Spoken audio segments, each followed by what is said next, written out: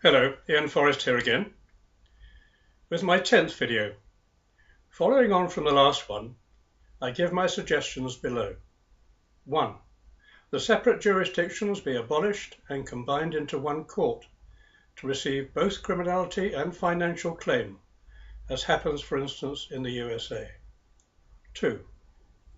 Optional, before that as in France, a triumvirate investigative body deciding initially on the criminal aspect, making enforceable recommendations to the court, the police and CPS.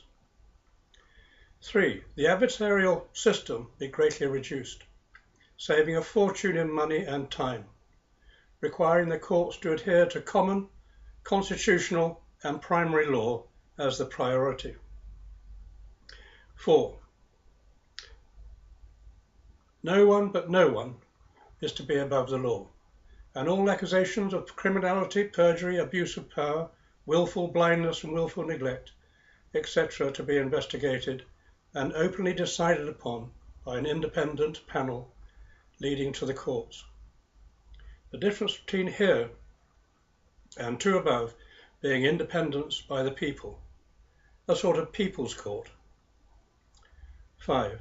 All hearings, decisions, etc. must be made public.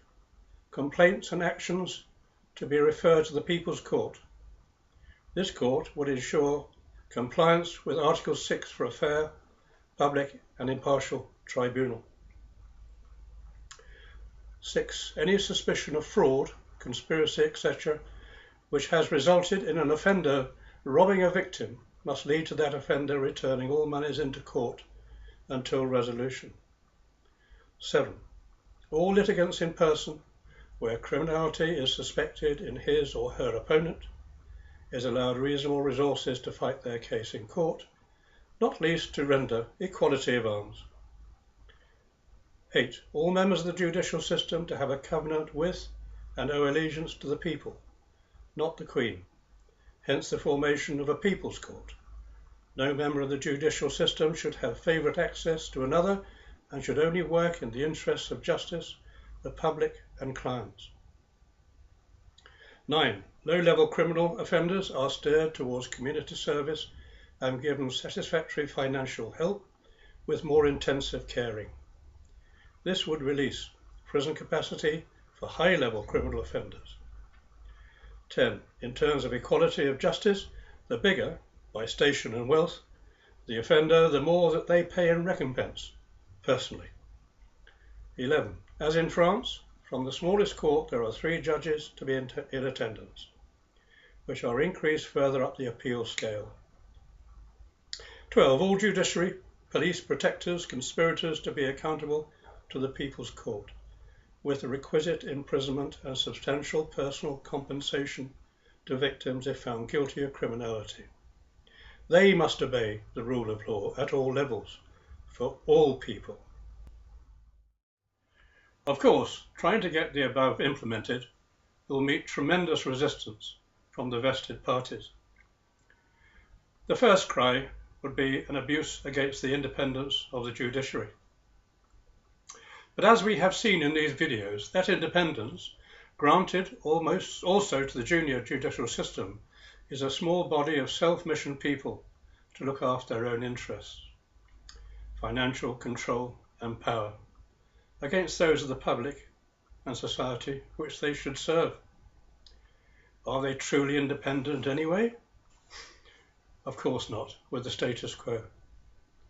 They treat us with disdain, which is practiced every day of the week around our land, which is carefully concealed by secrecy, abuse of authority, and oppression.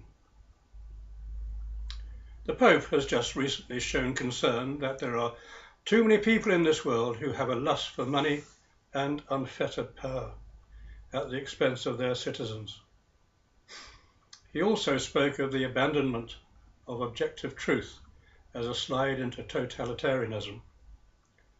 He said, when truth is disregarded, when there is no objective standard to which appeal can be made, we do not create space for easy tolerance, but leave freedom defenseless, which means ultimately that we are at the mercy of those in power, It is a world out of control. Of course, as long as all officers of the court are part of the same club, or mafia as I call it, then there is no check upon them from the outside. Now please do not get the impression that I am hell-bent on a judiciary bashing exercise. No, foremost in my books and these videos, I am a reporter. They tell of my terrible misfortune at the hands of the judicial system. However, over the many years of networking, it is a pity that I have neither the time nor space to tell the tales of countless victims who have suffered an equal fate. Men have committed suicide, families blown asunder, wealth confiscated, and women particularly vulnerable.